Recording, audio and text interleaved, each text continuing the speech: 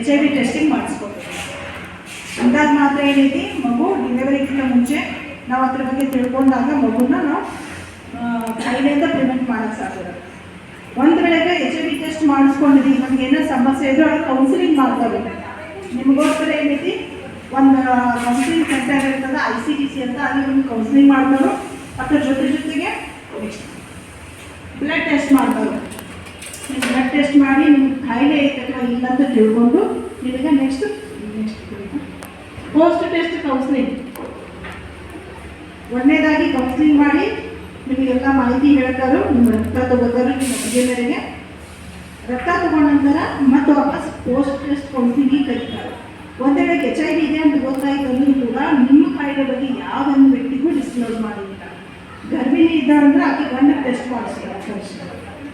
ಯಾಕಂದ್ರೆ ಅವ್ರಿಗಿರೋ ಕಾಯಿಲೆ ಗಂಡಿಗದ ಅಥವಾ ಗಂಡಿನಿಂದ ಇವ್ರಿಗೆ ಬಂದದ ಅಂತ ಹೇಳೋಗೋಸ್ಕರ ಅವ್ರಿಗೂ ಟ್ರೀಟ್ಮೆಂಟ್ ಶುರು ಮಾಡೋ ಕಾರಣದಿಂದ ಟೆಸ್ಟ್ ಏನೈತಿ, ಫ್ಯಾಮಿಲಿ ಮೆಂಬರ್ಸ್